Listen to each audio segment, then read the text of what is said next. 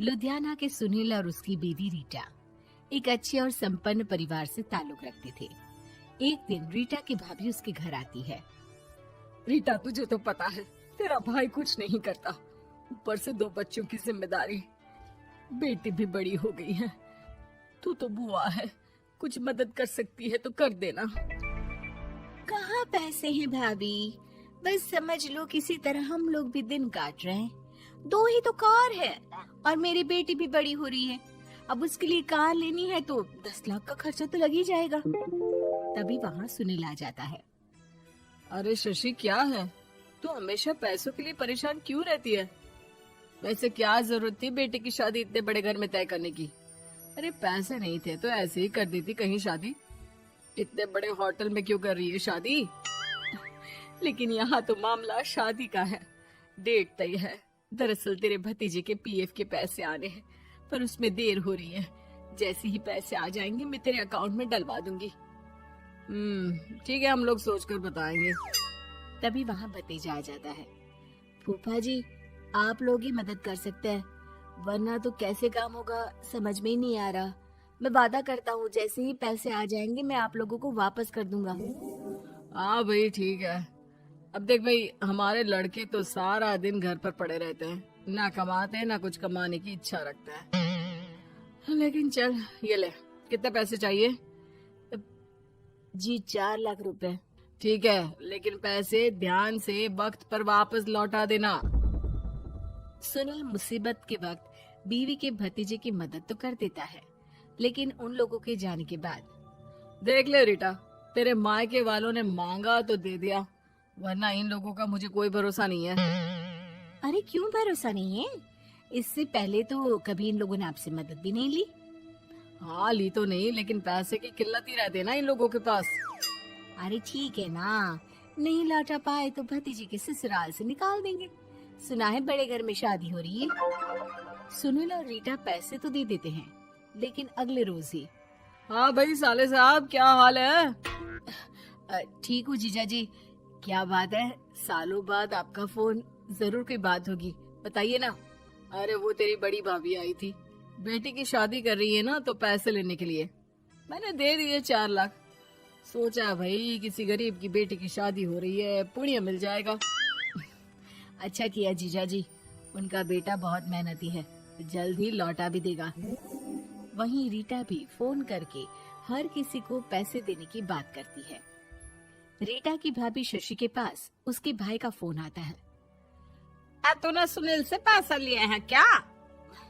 नहीं भाई, सिर्फ बात की है, बोल तो रहा है कि दे देगा। वो लोग मदद करने वालों में से नहीं है, और मदद कर भी दे लेकिन समाज में गा गा कर हालत बुरी कर देते हैं।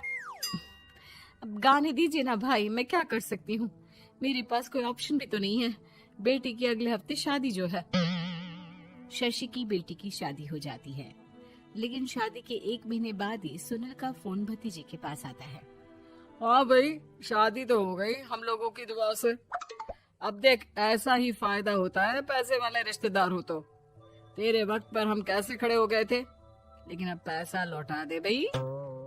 जी, मैंने पीएफ के लिए अप्लाई कर दिया था, उसकी नोटिफिकेशंस मैं आपको भी भेज देता हूँ। मुझे लगता है 10 दिन में पैसे आ जाना चाहिए। जैसे ही पैसा आएगा मैं आपके अकाउंट में डाल दूंगा। और ना जी ना, कोई नोटिफिकेशन नहीं चाहिए, पैसा चाहिए, पैसा। ठीक है अंकल, बस 10 दिन का समय दे दीजिए। अभी हफ्ता भी पूरा नहीं होता कि भतीजे के पास उसके गांव के दूर के चाचा का फोन आता है। अरे बेटा, क्या बात है, सुनील के कोई पैसे ले रखे हैं तो दे क्यों नहीं देता? हाँ चाचा जी, बात तो हुई थी, 10 दिन का वक्त मांगा है, उम्मीद है हो ही जाएगा। अरे फोन कर रहा है, रोज बता रहा था कि बेटी की शादी में मदद की थी। अब क्या है ना, भले ही शादी 10 दिन रोक देते, लेकिन सुनील से मदद नहीं लेनी चाहिए थी। याद है ना, मधु की मदद करके कितना बदनाम कर दिया था उसने पूरे घर को सोसाइटी में। हाँ चाचा जी, मैं भी यही सोच रहा था कि उन लोगों से मदद नहीं लेनी चाहिए थी। कई लोगों के फोन आ चुके हैं। वहीं रीटा अपनी भाभी को फोन कर देती है। क्या है भाभी, कब पैसे लौटाओगी? पता है ना ये कितना बोल रहे थे, तुम्हारे बोलने पर मैंने पैसे दिए हैं। भाभी अब तो आपके बेटे की कार बेच दो और हम लोगों के पैसे दे दो। अरे लेकिन रीटा, बात तो 3 महीने की हुई थी ना, अभी तो 2 महीने भी नहीं हुए पैसा लिए, थोड़ा तो सब्र करो। नहीं नहीं भाभी, वैसे मेरा बेटा टिक्कू आ रहा है आप लोगों के घर रहने के लिए, उसको अच्छे से खिलाना पिलाना, समझी? भाभी को समझ में नहीं आता कि वो क्या करे। वो बेटे से बात करती है। अरे माँ, इन लोगों से मदद लेकर सच में बहुत बड़ी गलती कर दी। मुझे खुद समझ में नहीं आता कि कैसे इन लोगों के पैसे जल्द से जल्द दे दूं। तभी डोरबेल बजती है और रीटा का बेटा टिक्कू घर में आता है। आओ बेटा, मामी के घर पहली बार आए हो रहने? आप पापा बोल रहे थे कि आप लोग पैसे का ब्याज तो दे नहीं पाओगे, तो तब तक मैं यहीं रह लूं। और हाँ, मैं एसी के बिना नहीं सो पाता। आप लोग अपना देख लेना और पैसे जल्दी लौटा देना, क्योंकि मैं थोड़ा जल्दी जाना चाहता हूँ। रीटा का फोन शशि के पास आता है। भाभी, पैसे कब तक दोगे? बेटी की विदाई के बाद शशि के घर का माहौल बिल्कुल बदल जाता है। वो हर वक्त बेटे से उसके पीएफ के पैसे पूछती, और पीएफ यानी कि सरकारी काम। आजकल में पूरा 1 महीना और बीत जाता है। भाभी, मैं और ये अमेरिका जा रहे हैं, घूमने के लिए पैसों की बहुत जरूरत है। रीटा, मैं पूरी कोशिश कर रही हूँ कि जल्द से जल्द पैसे का इंतजाम कर दूं, लेकिन पक्का नहीं बोल सकती। तभी सुनील का फोन भतीजे के पास आता है। देख माना 3 महीने की बात हुई थी पैसे लौटाने के लिए, लेकिन अभी मुझे पैसों की काफी जरूरत है। मैं अमेरिका जा रहा हूँ, तो पैसे मैंने किसी से ब्याज में पकड़ लिए हैं। तू हर महीने 4 लाख का 20,000 ब्याज डाल देना मेरे अकाउंट में। सुनील फोन रख देता है, लेकिन भतीजा काफी परेशान हो जाता है।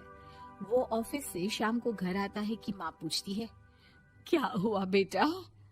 बेटा माँ को सारी बात बता देता है। माँ भगवान के सामने हाथ जोड़कर खड़ी हो जाती है और रोने लगती है कि तभी बेटे का मोबाइल पर मैसेज बजता है। माँ, पीएफ के पैसे आ गए। और वो ऑनलाइन ही सुनील के पैसे वापस कर देता है। भला हो भगवान का। लेकिन आज एक बात तो समझ में आ गई, मदद हमेशा उन लोगों से लो जो मदद के बदले आपसे मदद में दी गई रकम ही वापस लें, ना कि समाज में आपकी इज्जत।